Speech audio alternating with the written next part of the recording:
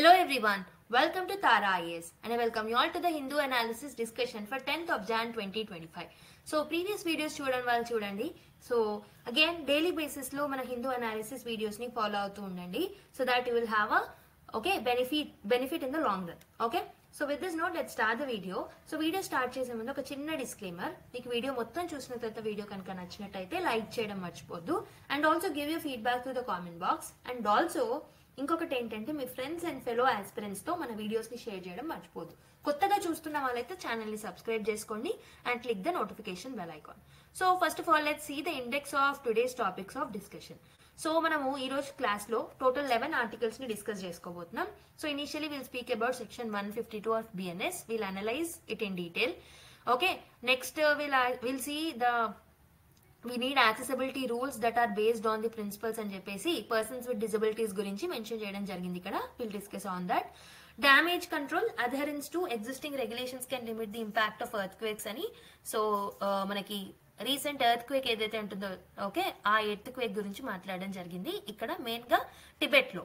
Okay, next decoding India's growth slow down. So growth slow down ఎందుకు అవుతుంది అనేసి మనం అనలైజ్ చేసుకుంటాం ఇక్కడ. ఓకే, సో డ్యూయల్ సిటిజన్షిప్ అవసరమా అని చెప్పేసి ఒక article. So Indian diaspora documentation గురించి ఇంకో article and also human genome project గురించి ఒక article and also let medical reasons guide decisions to perform hysterectomies అని చెప్పేసి ఒక ఆర్టికల్. హిస్టరెక్టోమీస్ అనేది ఒక సర్జరీ అనమాట. సో దాని గురించి మాట్లాడదాం and also we're going to sign a mining pact with Mongolia అనమాట. సో దాని గురించి కూడా డిస్కస్ చేద్దాం. So PM to open Z mark tunnel a key part of Kashmir Ladakh corridor అని చెప్పేసి ఇది ఒక prelims specific article and the next one also prelims context లో. So why India is blaming double counting for estimating gold silver import bills అనేది మనం discuss చేద్దాం. So these are the total 11 articles that we are going to discuss as part of today's video. So let's start the discussion without any further delay. So before getting in to the video ఒక చిన్న announcement. So మనం UPSC ethics case studies batch ని launch చేసాం. So this is going to start from 16th of Jan. If you look at the course benefits 20+ hours of comprehensive classes ఉంటాయి. You will solve 4 PYQs in every class and also you can master Tara's Dashavatar approach to confidently crack any case study that appears in the exam. Okay, and also dedicated sessions అనేవి ఉంటాయి on ethical thinkers and philosophers. Toppers copy analysis కూడా చేస్తాం. 2 full length test లు మేము provide చేస్తాం అనమాట with detailed evaluation and feedback. ఒక work book ని ప్రొవైడ్ చేస్తాం with 50+ case studies on divorce themes. Okay, so దీని కాస్ట్ వచ్చేసి 1499 అనమాట plus GST. If you want you can enrol now. So you can call to this number 6305955532 అనే number కైనా call చేయొచ్చు లేదా డైరెక్ట్లీ మీరు www.tarayas.com కి ఓకే సో మీరు లాగిన్ అయ్యి you can actually buy this particular course. Okay, so this is the first ever paid batch that we have launched. Okay now, so affordable cost lo undi kabatti you can purchase and you can get benefit of this particular course. Okay, with this note let's start the video. So let us look at the first article of the day. Section 152 of BNS should not become a proxy for sedition అని చెప్పేసి ఒక article రావడం జరిగింది. So ఈ ఆర్టికల్లో ఏం emphasize చేస్తున్నారంటే recent గా రాజస్థాన్ గవర్నమెంట్ ఇచ్చిన జడ్జిమెంట్ ని బేస్ చేసుకుని ఆర్టికల్ రాయడం జరిగింది. సో రాజస్థాన్ హైకోర్టు ఏంటంటే Tejender Pal versus state of Rajasthan అనే కేసులో 2024 లో it has given a judgement that ఈ section 152 of the Bharatiya Nyaya Sanhita ఏదైతే ఉంటుందో it should not be misused అని చెప్పేసి. ఓకే, ఇనిషియల్ గా సెక్షన్ 152 ప్లేస్ లో మనకి సెక్షన్ 124A ఐపీసీ కింద ఉండే అనమాట that speaks about sedition. Okay, so last year ఏంటంటే ఫ్యూ ఇయర్స్ బ్యాక్ ఏంటంటే సుప్రీం కోర్ట్ ఏం చేసింది, it has suspended pending criminal trials and court proceedings under the sedition laws. But now under the new act 152 has been misused అని చెప్పేసి ఒక caution ఇవ్వడం జరిగింది Rajasthan high court in order to not to use 152 okay as a tool. So అయితే ఈ particular topic వచ్చేసి ఎక్కడ important అవుతుందంటే ప్రిలిమ్స్ లో ఇండియన్ పాలిటీ అండ్ గవర్నెన్స్, దాంట్లో constitution, public policy, rights issues అనే టాపిక్ లో లింక్ చేసుకోవచ్చు. మెయిన్స్ లో అయితే GS2 లో governance, constitution, polity, issues related to freedom of speech, sedition laws in India and role of judiciary. So ఈ topics తో మీరు లింక్ చేసుకోవచ్చు అనమాట. If you look at the historical background, so initial గా మనకి సెక్షన్ 124A అనేది ఉంది okay Indian penal code కింద. అయితే this particular section 124A criminalises the acts of sedition అన్నమాట. ఓకే, సో దీంట్లో ఒక బ్రాడ్ అండ్ అంబిగ్వస్ లాంగ్వేజ్ అనేది ఉండింది. Okay, it was ambiguous, so it was been misused అనమాట సెడిషన్ లా అనేది.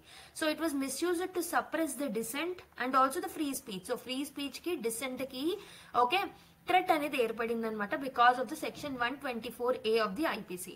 సో అందుకే సుప్రీంకోర్టు ఏం చేసిందంటే it has suspended any trials under this section 124A. So అయితే గవర్నమెంట్ ని ఈ పర్టికులర్ ప్రొవిజన్ ని రివ్యూ చేయమని చెప్పేసి సుప్రీంకోర్టు కాషన్ చేయడం జరిగింది when IPC was there. Okay, so under the BNS, what we have done is instead of 124A, so we have replaced it with section 152 anamata. So while removing the term sedition, so ikkada manamu sedition ane padam vaadakunnappadiki, so it has similar provisions. So it also penalizes acts endangering the sovereignty, unity and the integrity of India. ఏదైనా acts ఏవైనా పనులు ఒకవేళ India యొక్క సావర్నిటీని, యూనిటీని, integrity of ఇండియాని threaten చేస్తే, endanger చేస్తే దాన్ని మనము పనిష్ చేయొచ్చు, పీనలైజ్ చేయొచ్చు అని చెప్పేసి ఇందులో మెన్షన్ చేస్తుంది. ఇందులో సెడిషన్ అనే పదం వాడనప్పటికీ సో ఆల్మోస్ట్ సెడిషన్ లానే ఇలా ఈ సెక్షన్ 152 అనేది వర్క్ అవుతుంది అనమాట.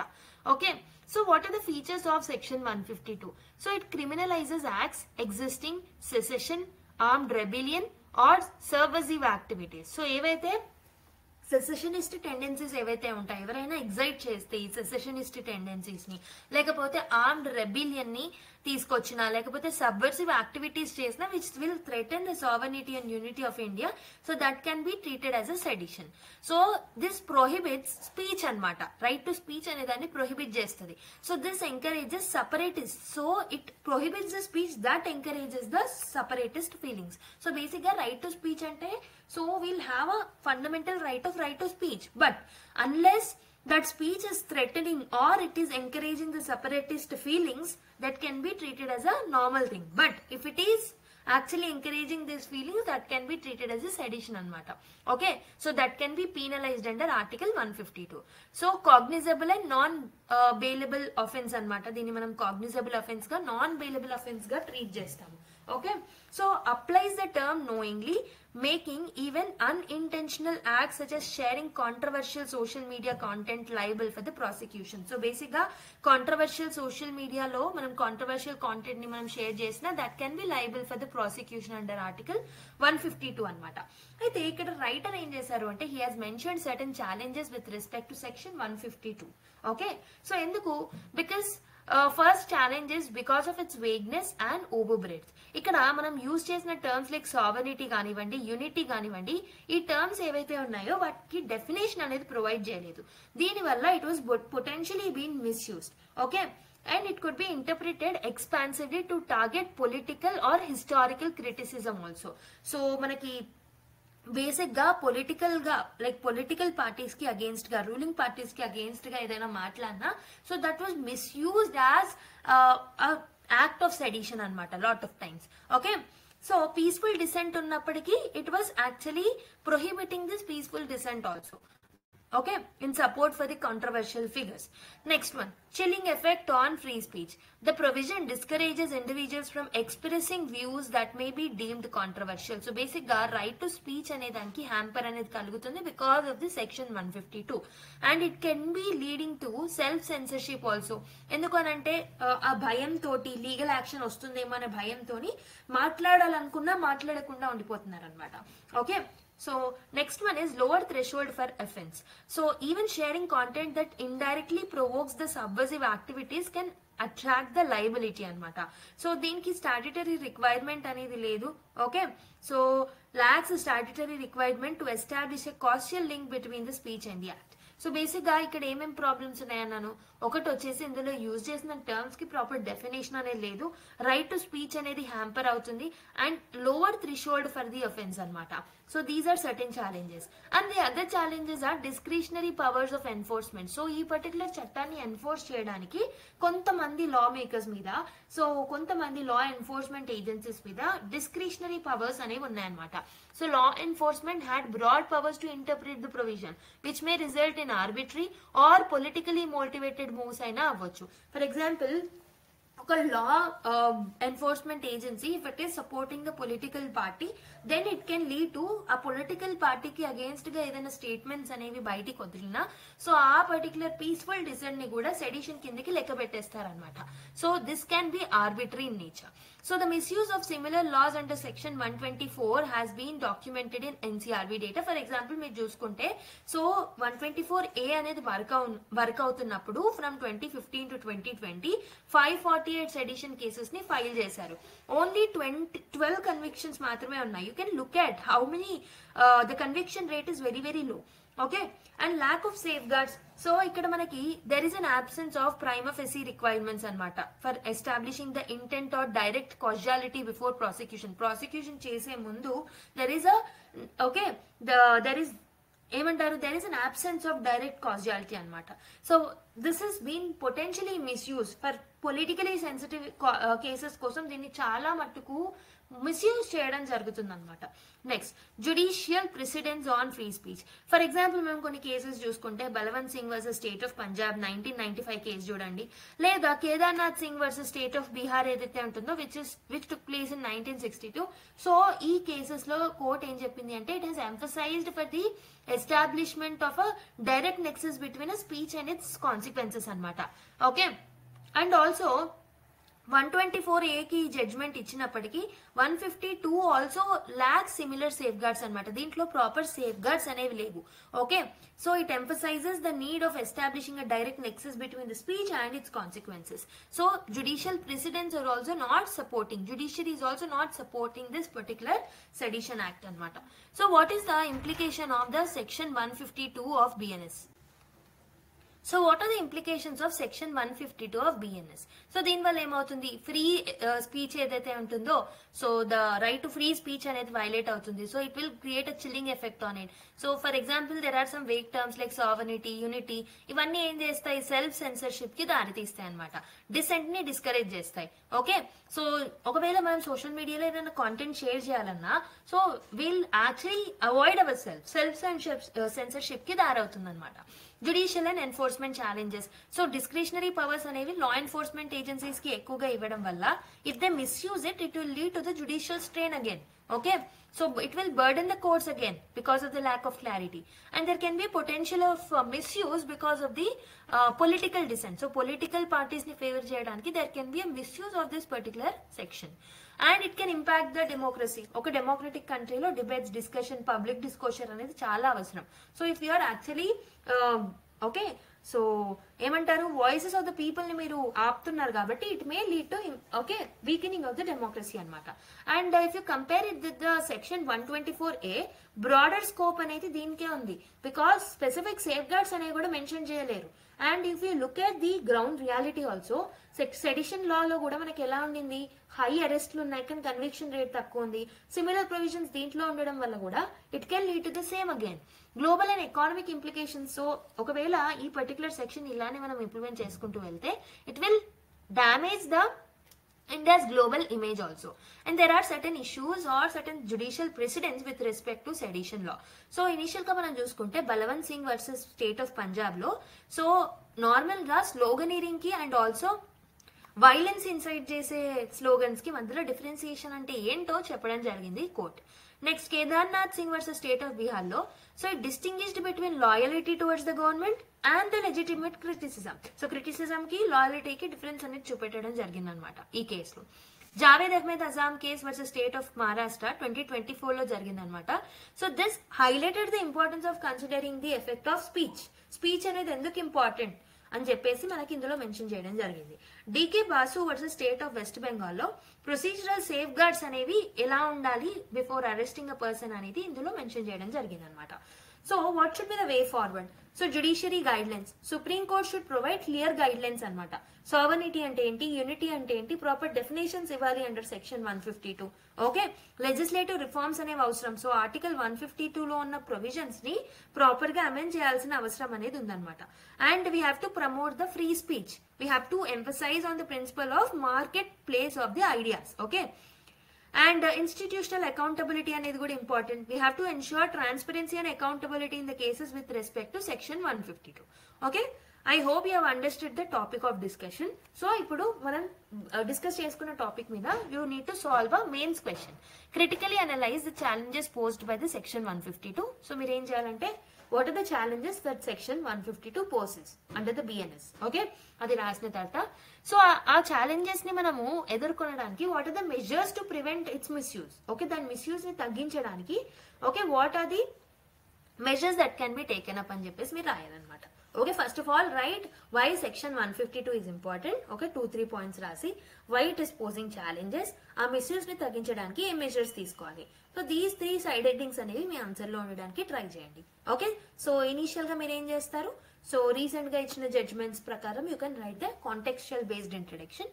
Okay, then you can conclude. ఓకేనా, సో అదనమాట ఈ పర్టికులర్ ఆర్టికల్ కి. Now let's go to another article. So let us look at another article. We need accessibility rules that are based on the principle of an article రాయడం జరిగిందనమాట in today's Hindu newspaper. So basically ఈ particular news ని మీరు ఎక్కడ link చేసుకోవచ్చు అంటే GS2 లో welfare schemes for vulnerable sections, issues relating to this particular act, PWD Act. Okay, so right of persons with disability act అనమాట 2016 లో తీసుకొచ్చాం. సో దానికి related issues and role of judiciary, coordination and accountability in governance, ఈ topics లో మీరు ఈ particular topic ని link చేసుకోవచ్చు. So if you look at the context of this particular news, supreme court in Rajeev Raturi versus union of India కేసులో 2024 లో it has invalidated rule 15 of the RPWD rules అనమాట. Okay, ఎందుకు, because they are contributing the rights of persons with disabilities act 2016.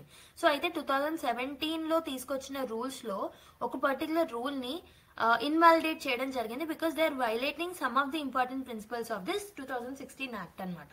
అయితే court ఏం చెప్పింది అంటే there is a lack of uniformity and statutory complaints in accessibility rules, mandating the government to create mandatory principles based and universally accepted guidelines. So basic గా ఏదైనా చట్టం తీసుకొచ్చినప్పుడు rules ని frame చేస్తారనమాట. ఆ రూల్స్ లో భాగంగా తీసుకొచ్చిన కొన్ని ప్రొవిజన్స్ ఏవైతే ఉన్నాయో దే వర్ యాక్చువల్లీ, అందులో ఒక రూల్ ఏదైతే ఉంటుందో that was actually against the act అనమాట. ఓకే, సో బేసిక్ గా what are the features of right of persons with disability act 2016. So recognition of 21 disabilities. So దీంట్లో ఒక 21 టైప్ ఆఫ్ డిజబిలిటీస్ ని recognize చేయడం జరిగింది ఈ చట్టంలో భాగంగా. They include physical, sensory, intellectual, mental conditions, ఇలా వైడ్ రేంజ్ కవరేజ్ అనేది ఉంది ఈ పర్టికులర్ చట్టం కింద. Okay, there are wide range of disabilities that are included. Accessibility mandates చూసుకుంటే పబ్లిక్ ఇన్ఫ్రాస్ట్రక్చర్ లో barrier free access in transportation, education, health care and housing. So basic గా housing లో అయినా, హెల్త్ కేర్ అయినా, ఎడ్యుకేషన్ అయినా, transportation లో అయినా barrier free accessibility అనేది ఉండాలి అనేది ఇందులో రూల్ అనమాట. డిజిటల్ ఇన్ఫ్రాస్ట్రక్చర్ కూడా ఎలా ఉండాలి అని అంటే యాక్సెసిబుల్ గా ఉండాలి. So there are some accessibility standards that are given. Websites కి కానీ, అప్లికేషన్స్ కి కానీ, కమ్యూనికేషన్ ప్లాట్ఫామ్స్ కి కొన్ని గైడ్ లైన్స్ ఇవ్వడం జరిగింది. సో దాట్ ఆ డిజిటల్ ఇన్ఫ్రాస్ట్రక్చర్ ఏదైతే ఉంటుందో that will be accessible to this particularly persons with disabilities also. Okay, time bound goals ని మెన్షన్ చేశారు. యాక్సెసిబిలిటీ టార్గెట్స్ ఏవైతే ఉన్నాయో అచీవ్మెంట్ ఎప్పుడు వరకు చేయాలి అనే ఒక టైమ్ లైన్ ని ప్రొవైడ్ చేయడం జరిగింది అనమాట. Inclusive design, universal design principles ని తీసుకొచ్చారనమాట in order to ensure usability for diverse groups. Okay, implementation framework ని కూడా ఇందులో పెట్టడం జరిగిందనమాట. ఎవరికి ఏం రెస్పాన్సిబిలిటీస్ ఉంటాయి, ఏ మినిస్ట్రీకి ఏ రెస్పాన్సిబిలిటీస్ ఉంటాయి అనేది కూడా ఈ చట్టంలో క్లియర్ గా చూపెట్టడం జరిగిందనమాట. అయితే ఈ పర్టికులర్ జడ్జ్మెంట్ లైక్ హైలైట్ చేసిన కీ ఇష్యూస్ ఏంటి అయితే మనకి 2017 లో దీనికి సంబంధించిన రూల్స్ ని తీసుకొచ్చారు. 2016 లో చట్టం వచ్చింది, 2017 లో రూల్స్ తీసుకొచ్చారు. అందులో rule 15 of this particular rules it allows ministries and departments to draft accessibility rules at they discretion. So ministries కి అండ్ ఆల్సో డిపార్ట్మెంట్స్ కి వాళ్ళకి డిస్క్రిషనరీ పవర్స్ ఇవ్వడం జరిగిందనమాట in order to draft this rules. అయితే this approach contradicted the mandatory nature of the RPWD act, resulting in fragmented and inconsistent implementation. So దీనివల్ల ఏమైంది అని అంటే అయితే ఈ చట్టంలో ఉన్న కొన్ని ప్రొవిజన్స్ కి ఇది అగేన్స్ట్ గా మారింది. Because of that there is an inconsistency in the implementation of this particular act. అప్పటి నుంచి ఈ యాక్ట్ అనేది ప్రాపర్ గా ఇంప్లిమెంటేషన్ లోకి రావట్లేదు అనమాట.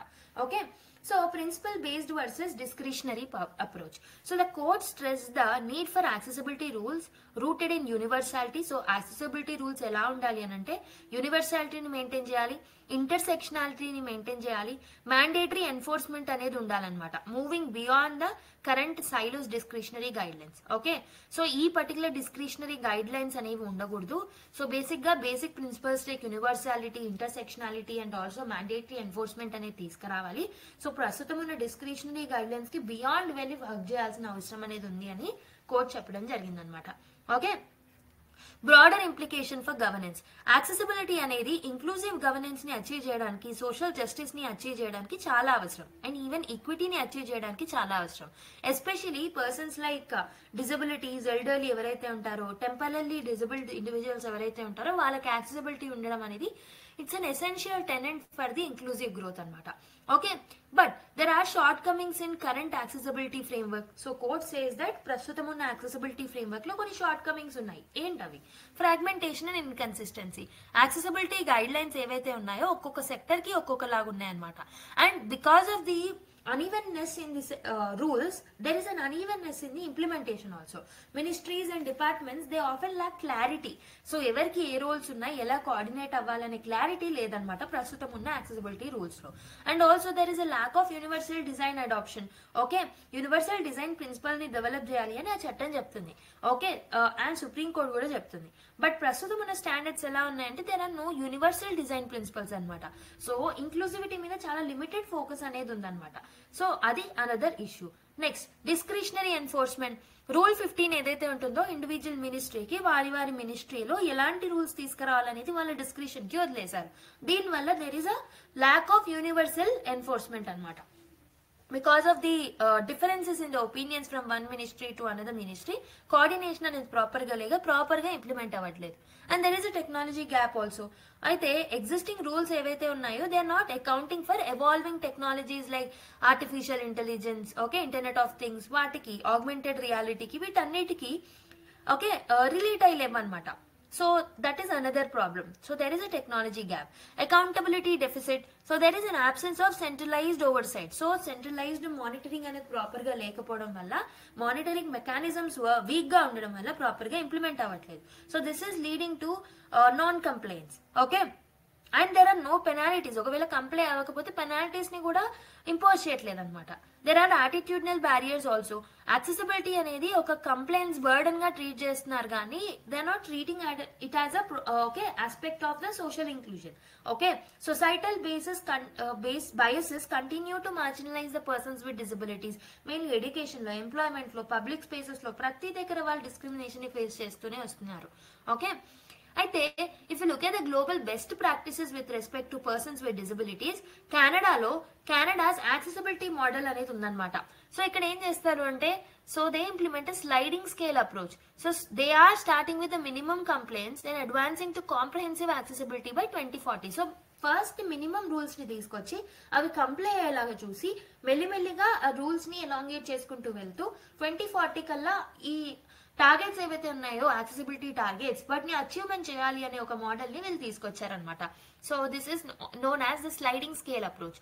సో రెగ్యులర్ పీరియాడిక్ రివ్యూస్ అనేవి కండక్ట్ చేస్తారు. సో దాట్ ప్రాపర్ గా అడాప్ట్ అవుతున్నారా లేదా ఎగ్జిస్టింగ్ టెక్నాలజీకి, ఎగ్జిస్టింగ్ సొసైటల్ నీడ్స్ కి ఈ రూల్స్ అనేవి ఓకే పని చేస్తున్నాయా లేవా అనేది చెక్ చేస్తారనమాట. నెక్స్ట్, స్కాండినేవియన్ కంట్రీస్ లో there is a universal design. Okay, incorporates universal design principles in both public and also the private infrastructure. So ఎందుకు యూనివర్సల్ డిజైన్ ఉంటే ప్రాపర్ ఇంప్లిమెంటేషన్ అనేది జరుగుతుంది without any ambiguity. Okay, they are focusing on inclusive usability of all the groups irrespective of ability or temporary conditions అన్నిటిని పక్కన పెడితే ప్రతి ఒక్కరికి accessibility రావాలి, ఇంక్లూసివిటీ ఉండాలి, ఇంక్లూసివ్ గ్రోత్ అవ్వాలి అనే ఉద్దేశంతో Scandinavian countries have come up with the universal design అనమాట. Okay, next, Australia's accessibility audits. So annual audits ని కండక్ట్ చేస్తారు ఆస్ట్రేలియాలో in order to look whether all the sectors and all the ministries are complying with the rules and regulations are not. Okay, అందరూ stakeholders ని involve చేస్తారు. They will involve the persons with disabilities also. Mainly policy making అనేది proper గా జరిగేలాగా చూసుకుంటారు అనమాట ఇలా inclusive decision making వల్ల. ఇలా మనము ఆస్ట్రేలియాలో, స్కాండినేవియన్ కంట్రీస్ లో అండ్ మిగతా కంట్రీస్ లో lot of global best practices చూసాం. ఓకే, సో వాటిని మనం ఇంప్లిమెంట్ చేయొచ్చు అనమాట మన కంట్రీలో కూడా. So what are the challenges and implementation in our country? So there is a resistant to change. Basic గా బ్యూరోక్రాటిక్ ఇనర్షియా అనేది చూస్తున్నాం అనమాట. So because of the lack of political prioritization hinder effective enforcement also. దీన్ని proper గా prioritize చేయట్లేదు ఇష్యూని, అందుకే అది ప్రాపర్ గా ఇంప్లిమెంట్ అవ్వట్లేదు. ఫినాన్షియల్ రిసోర్సెస్ కూడా లేవు ఇన్ఫ్రాస్ట్రక్చర్ కి, టెక్నాలజీ అప్గ్రేడేషన్ కి ప్రాపర్ ఫినాన్సెస్ ని గవర్నమెంట్ అలొకేట్ చేయట్లేదు. And there is a data deficiency also. Proper data లేదనమాట on the persons with disabilities. So దీని వల్ల ఎవిడెన్స్ బేస్డ్ పాలసీ మేకింగ్ అనేది ల్యాక్ అవుతుంది. And there are overlapping guidelines. Complex and redundant rules creates confusions అనమాట. చాలా complex rules ఉండడం వల్ల confusion అనేది క్రియేట్ అవుతుంది. దీనివల్ల కంప్లై అవుదామన్న రూల్స్ కి కంప్లై అవ్వలేకపోతున్నారు different stakeholders. Okay, because of the overlapping and the complex rules. So మనం ఏం చేస్తే బాగుంటుంది? Okay, what should be the way forward in order to deal with the challenges that are there? Principles based approach తీసుకురావాలి. So supreme court చెప్పినట్టు, judiciary చెప్పినట్టు, the policy makers has to include a universal design in that certain principles like universality, intersectionality, mandatory compliance అనేవి include చేయాల్సిన అవసరం అనేది ఉందన్నమాట. Okay, technological advancements అనేవి కూడా ఇన్కార్పొరేట్ చేయాలి. Stream line implementation. Okay, so we have to establish a nodal authority అనమాట. Okay, ఒక నోడల్ అథారిటీని మనం తీసుకొచ్చి ఆ పర్టికులర్ అథారిటీకి పవర్స్ ఇచ్చి it has to monitor the ministries and departments. Okay, in order to avoid the duplication also. Okay, ఒకటే work several ministries చేయడం కన్నా ఈ ఒక్క అథారిటీకి పవర్స్ అండ్ రూల్స్ అనేవి ఇచ్చినట్టయితే సో అది ఇంప్లిమెంటేషన్ చేస్తుందా లేదా అనేది చూసుకుంటుంది అనమాట. పీరియాడిక్ రివ్యూస్ అనేవి అవసరం. సో అప్గ్రేడ్ అవుతున్నారా, ఇన్ఫ్రాస్ట్రక్చర్ లో అప్గ్రేడ్ అవుతున్నారా, టెక్నాలజీ లింకేజ్ అనేది జరుగుతుందా లేదా అనేది ఫ్రీక్వెంట్ అండ్ పీరియాడిక్ రివ్యూస్ అనేవి చేయడం important. And capacity building is needed. So basic గా ప్రస్తుతం ఉన్న ఎన్ఫోర్స్మెంట్ ఏజెన్సీస్ కి కానివ్వండి, గవర్నమెంట్ ఆఫీషియల్స్ కి కానివ్వండి, సర్వీస్ ప్రొవైడర్స్ కి కానివ్వండి, so they have to be trained properly. We have to promote public awareness also with respect to the benefits of accessibility and universal design. Clear accountability mechanisms ని మనం develop చేయాలి. Okay, ఒకవేళ ఎవరైనా ఏదైనా sector కానీ, ఏదైనా మినిస్ట్రీ కానీ, ఏదైనా private company etcetera if they not complying with the rules that are made, వాళ్ళకి పెనాలిటీస్ అనేవి ఇంపోజ్ చేయాలన్నమాట వాళ్ళకి అగేన్స్ట్ గా. సో ఈ పర్టికులర్ ఎన్ఫోర్స్మెంట్ లో భాగంగా we have to involve different stake holders, especially persons with disabilities. Okay, private sector engagement అనేది కూడా ఇంపార్టెంట్. బికాస్ ఫినాన్సెస్ అనేవి తక్కువగా ఉన్నాయి కాబట్టి పబ్లిక్ సర్వీసెస్ ఏవైతే ఉన్నాయో వాటి ప్రైవేట్ సెక్టర్ నుంచి మనము అందించవచ్చు అనమాట. Time bound implementation. Okay, so proper గా డెడ్ లైన్స్ అనేవి ప్రాపర్ గా మీట్ అవుతున్నారా లేదా అనేది టైమ్ బౌండ్ ఇంప్లిమెంటేషన్ చేస్తూ చెక్ చేయాలన్నమాట. ఫర్ ఎగ్జాంపుల్ నేను చెప్పాను కదా, so 2040 model of Canada can be adapted in India. So in order to comply with the rules and regulation, so proper గా రూల్స్ ని ఫ్రేమ్ చేయాలి, అంబిగ్విటీని తగ్గించాలి. సో అండ్ సర్టెన్ రిఫార్మ్స్ అనేవి తీసుకురావాల్సిన అవసరం అనేది ఉంది ఈ చట్టంలో. Okay, I hope so you understand this topic in detail. So there is another article, damage control అనే ఒక ఆర్టికల్ రావడం జరిగింది. So this is basically the context of the news is, మనకి రీసెంట్ గా టిబెట్ లో ఎర్త్ క్వేక్ వచ్చింది కదా with 7.1 magnitude. దానివల్ల హండ్రెడ్స్ ఆఫ్ లైవ్స్ అనేవి చనిపోయారు. Okay, we have lost hundreds of lives with tremors occurring in Nepal, Bihar, New Delhi, ఇక్కడ కూడా ట్రెమర్స్ అనేవి వచ్చాయన్నమాట. అయితే ఈ పర్టికులర్ టాపిక్ అనేది మనకి geophysical phenomena like earth quakes, tectonic plate activity అనే దాంట్లో ప్రిలిమ్స్ కి లింక్ చేసుకోవచ్చు. మెయిన్స్ లో GS1 అండ్ GS3 లో లింక్ చేయొచ్చు. GS3 లో డిజాస్టర్ మేనేజ్మెంట్ లో, GS1 లో geophysical phenomena like earth quake, Himalayas, disaster preparedness వీటిలో లింక్ చేసుకోవచ్చు అనమాట. ఓకే, సో అయితే రీసెంట్ గా మనకి టిబెట్ లో 7.1 మాగ్నిట్యూడ్ ఎర్త్ క్వేక్ వచ్చింది. So this has claimed over 100 lives అని మనం ఆల్రెడీ లాస్ట్ క్లాస్ లో చూసాం ఈ ఎర్త్ క్వేక్ గురించి. ఓకే, సో ఈ పర్టికులర్ ఎఫెక్ట్ అనేది ఇండియాలో కూడా వచ్చింది. For example in New Delhi and Bihar and also in the Nepal. Okay, అయితే the event serves as a stark reminder for the seismic vulnerabilities of the Himalayan region. So requiring robust disaster preparedness. So idoka event, ee event endante it is reminding that so we have to come up with a disaster preparedness, resilient infrastructure development అనేది చేయాలి mainly Himalayan reasons లో అని చెప్పేసి ఇది ఒక reminder లాగా మనకు పనిచేస్తుంది అనమాట. Okay, tectonic and geological background చూద్దాం. So if you look at the plate tectonics in the Himalayas, so Himalayas లో ప్లేట్ టెక్టానిక్ మూవ్మెంట్ ఎలా జరుగుతుంది? ఇండియన్ ప్లేట్ ఉంటుంది, యురేషియన్ ప్లేట్ అనేది ఉంటుంది. So they move together, like they move towards each other. Okay, ఈ two plates అనేవి will try to collide with each other అనమాట. దాని వల్ల మనకి అక్కడ సెస్మిక్ యాక్టివిటీ వల్ల ఎర్త్ క్వేక్స్ అనేవి వస్తూ ఉంటాయి. ఓకే, హిమాలయన్ రీజన్స్ ని అందుకే మనం ఏమంటాం, జియలాజికలీ యాక్టివ్ రీజన్స్ అని అంటాం అనమాట. So there is this interaction the interaction between these two plates will create the fault lines. Okay, దీంట్లో మనకి ఫ్రాక్చర్స్ అనేవి ఏర్పడతాయి. This will results in the earthquake అనమాట. Next one is energy accumulation. Latent energy stored along the fault lines is released during the seismic event. So, ఈ fault lines అనేవి create అయిన Jones లో అయితే ఈ earth quake సమయంలో ఇక్కడ ఉన్న ఫాల్ట్ లైన్స్ లో ట్రాప్ అయిన ఎనర్జీ అంతా రిలీజ్ అవుతుంది అనమాట, latent energy. Okay, studies indicate that Garhwal Kumaon region is overdue for a major earthquake of magnitude 8.0 or higher, as past quakes have not released all the accumulated energy. So అయితే ఇక్కడ ఈ region లో ఏమైంది అని అంటే, according to studies, ఈ Garhwal and come on reason ఏదైతే ఉంటుందో, సో పాస్ట్ లో జరిగిన ఎర్త్ క్వేక్స్ లో ఈ లేటెంట్ ఎనర్జీ అనేది టోటల్ గా రిలీజ్ అవ్వకపోవడం వల్ల ఒకేసారి 8.0 మాగ్నిట్యూడ్ ఎర్త్ క్వేక్ అనేది రావడం జరిగింది అనమాట. So if you look at the patterns of earthquakes in the regions has a history of reoccurrence. Okay, ఈ రీజన్ లో మనకి హిస్టరీ నుంచి చూసుకున్నా, లైక్ హిస్టారికల్ గా చూసుకున్నా లాట్ ఆఫ్ ఎర్త్ క్వేక్స్ వస్తున్నాయి. ఫర్ ఎగ్జాంపుల్ 2015 లో నేపాల్ ఎర్త్ క్వేక్ వచ్చాయి. దీనివల్ల ఆల్మోస్ట్ 9,000 మంది చనిపోయారు. It has created widespread devastation. And ఇక్కడ మనకి ఏంటంటే టెక్టానిక్ ప్లేట్స్ అనేవి కంటిన్యూస్ గా మూవ్ అవడం వల్ల, so this will make this particular region unstable. ఇక్కడ అందుకే ఎర్త్ క్వేక్స్ గానీ, ల్యాండ్ స్లైడ్స్ గానీ, గ్లేషియర్ లేక్ అవుట్ బర్స్ట్ గానీ ఫ్రీక్వెంట్ గా జరుగుతూ ఉంటాయి. Okay, so what are the challenges in managing the earthquake risk? So ఏం ఛాలెంజెస్ ఎదురవుతున్నాయి మనకి in order to deal with earthquakes? So unpredictability of the earthquakes అనమాట. సెస్మాలజిస్ట్ కానీ మిగతా వాళ్ళు ఎవరైతే ఉన్నారో, they're estimating that there is a likelihood of the future earthquakes also. So వాటిని ప్రిడిక్ట్ చేయడం అనేది కష్టం అవుతుంది. మెయిన్లీ ఎక్కడ, ఏ టైంలో, ఏ లొకేషన్ లో, ఎంత ఇంటెన్సిటీతో వస్తుంది అనేది they are not able to predict అనమాట seismologist. And there is a vulnerability of infrastructure also. చాలా మటుకు రోడ్స్, బిల్డింగ్స్, హైడ్రోపవర్ ప్రాజెక్ట్స్ ఏవైతే ఉన్నాయో హిమాలయన్ రీజన్ లో, they are not earthquake resistant designs. So they are not complying with this particular designs. So దాని వల్ల they are becoming more vulnerable to the earthquakes అనమాట.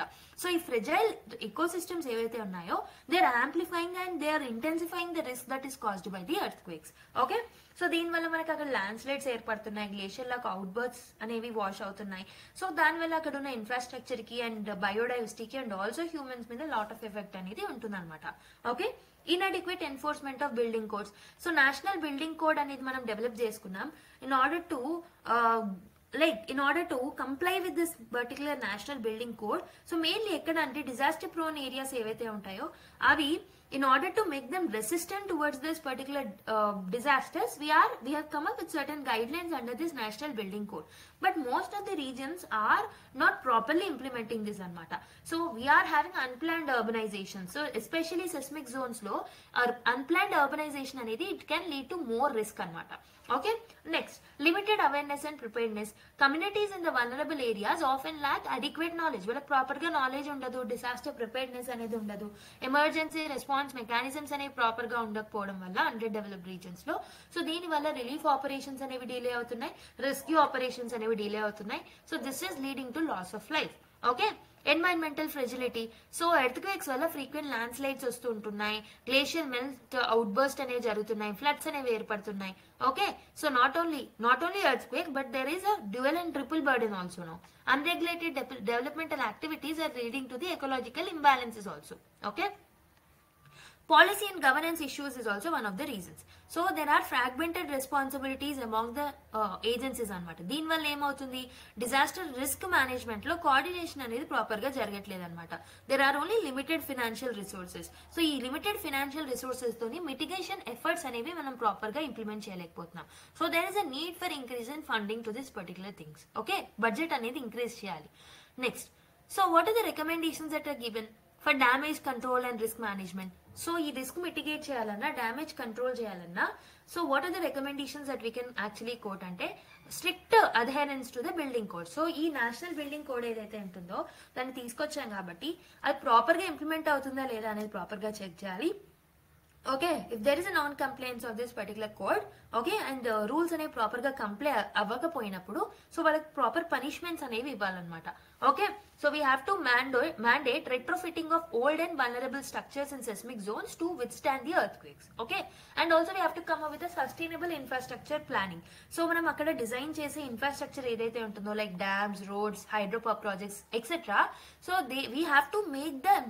Okay, ఆ designs మనం ఎలా చేయాలి అని అంటే we have to make them highly resistant to this particular earthquakes అనమాట. ఈవెన్ హై ఇంటెన్సిటీ ఎర్త్క్వేక్స్ వచ్చినా తట్టుకునేలాగా ఆ ఇన్ఫ్రాస్ట్రక్చర్ ని మనం డెవలప్ చేయాల్సిన అవసరం అనేది ఉంది. And rigorous environmental impact assessments అనేవి కండక్ట్ చేయాలి while coming up with the developmental projects in this fragile areas. And seismic hazard mapping అనేది వెరీ వెరీ ఇంపార్టెంట్ అనమాట. Satellite based technologies and GIS technologies ని use చేసుకొని vulnerable zones ని మనం mapping చేయడం కూడా very important. Next early warning systems ని develop చేయాలి, రెస్పాన్స్ సిస్టమ్స్ ని మనం స్ట్రెంథన్ అప్ చేయాలన్నమాట.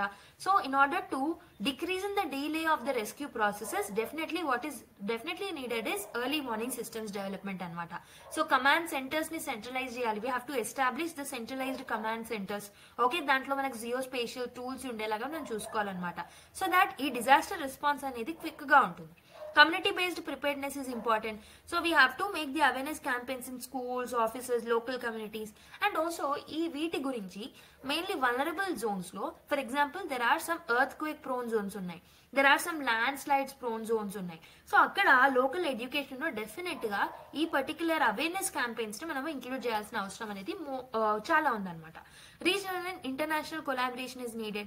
Okay, we have to share the seismic data, disaster management strategies ఏవైతే ఉన్నాయో మన neighboring countries తో కూడా మనం షేర్ చేసుకోవాలి. For example with China, Bhutan, Nepal. ఎందుకంటే బార్డరింగ్ కంట్రీస్ కాబట్టి డిజాస్టర్స్ కి బార్డర్స్ అనేవి ఉండవు కాబట్టి so if there is anything that is occurring in China that will have an impact on the border areas also. So that's the reason strategies must be shared between the and among the countries. Okay, and we have to collaborate with the international organisations also mainly for the capacity building, funding కోసం, మిగతా వాటి కోసం international organisations తోని collaborate అవ్వచ్చు.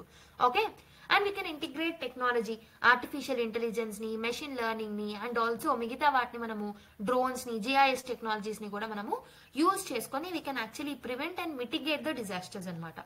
Policy and governance reforms anevi important. మనం ఒక centralised అథారిటీని create చేయాలన్నమాట in order to look after this disaster management.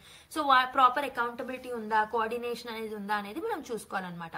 And proper funding ఇవ్వడం కూడా very important. And we have to learn from the global examples. So for example మీరు Japan లో చూసుకుంటే seismic resilience model ని వాళ్ళు develop చేశారనమాట. అంటే అక్కడ ఏం చేస్తారు, in order to build that resilience against this particular disaster, so they have implemented strict building codes ని చాలా స్ట్రిక్ట్ గా ఇంప్లిమెంట్ చేయడం జరిగింది. ఎర్లీ వార్నింగ్ సిస్టమ్స్ ని కూడా అడ్వాన్స్ చేయడం జరిగింది అనమాట. ఓకే, ఎర్త్ క్వేక్ డ్రిల్స్ ని రెగ్యులర్ గా చేయడం, కమ్యూనిటీ ప్రిపేర్నెస్ ని చేయడం, సో ఇవన్నీ చేశారు జపాన్ లో. ఓకే, కాలిఫోర్నియాలో ఎర్త్ క్వేక్ మానిటరింగ్ నెట్వర్క్ అనేది ఉంది. So this is AI driven system అనమాట. సో దీంట్లో రియల్ టైమ్ అలర్ట్స్ అనేవి వస్తాయి, రెస్పాన్స్ టైమ్స్ ని మనము తగ్గించవచ్చు. అండ్ పబ్లిక్ అవేర్నెస్ క్యాంపెయిన్స్ మీద కూడా దృష్టి పెట్టొచ్చు అనమాట. And the next one is Canada sliding scale complaints framework. So already చెప్పినట్టు సో కెనడాలో there is a sliding scale complaints framework అనమాట. అంటే ఏంటి, there is a gradual implementation of the accessibility and resilience standards. Okay, so basic గా ఈ accessibility standards ఏవైతే ఉంటాయో వాటి కోసం, డిజాస్టర్స్ లో యాక్సెసిబిలిటీ ఏవైతే ఉంటాయో వాటి కోసం కూడా వాళ్ళు ప్రైవేట్ సెక్టర్ పార్టిసిపేషన్ ని కూడా వాళ్ళు ఎంకరేజ్ చేస్తున్నారు అనమాట.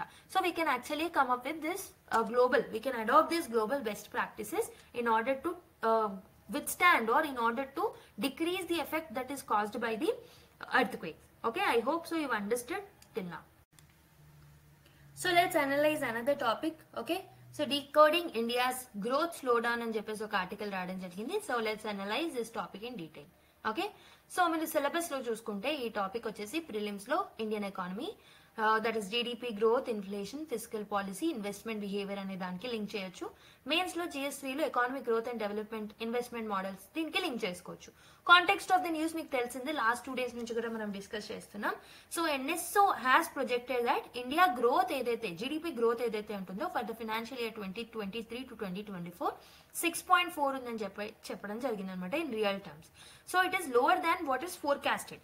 6.5 to 7% ఉంటుంది అని అనుకున్నారు, but it is lower than what is forecasted in the economic survey. Okay, ఈ స్లో డౌన్ ఏదైతే ఉంటుందో this shows the deep seated structural issues.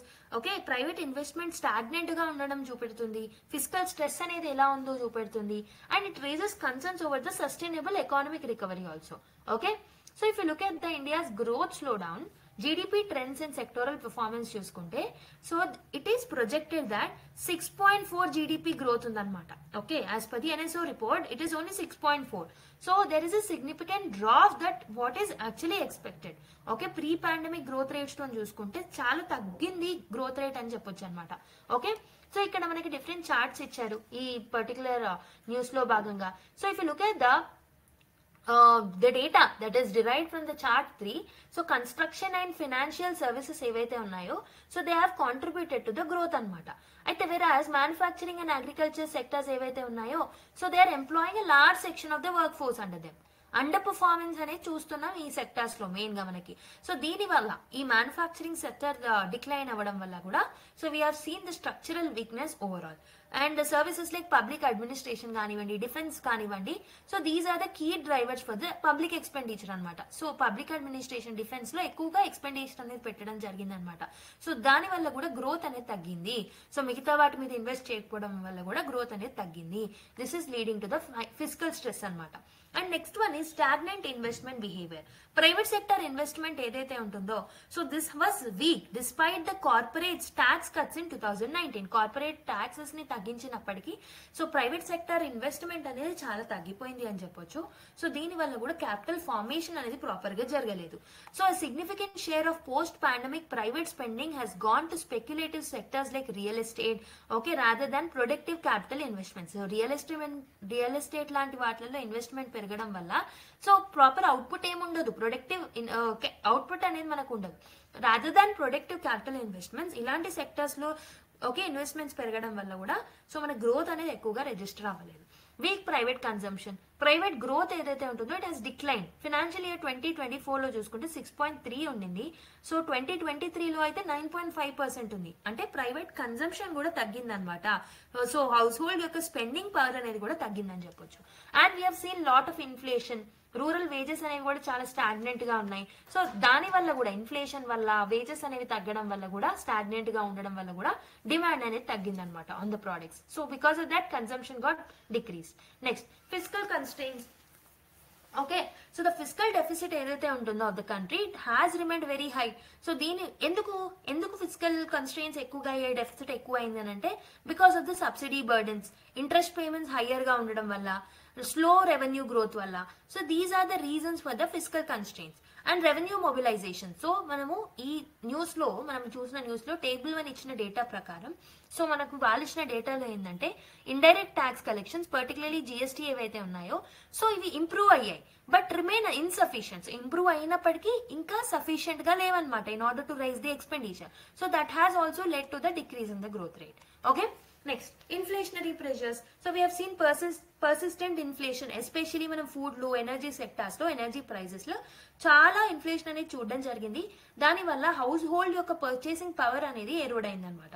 So inflationary pressures ఏవైతే ఉన్నాయో దీని వల్ల కూడా input cost for the industries ఇవన్నీ పెరిగిపోయాయి.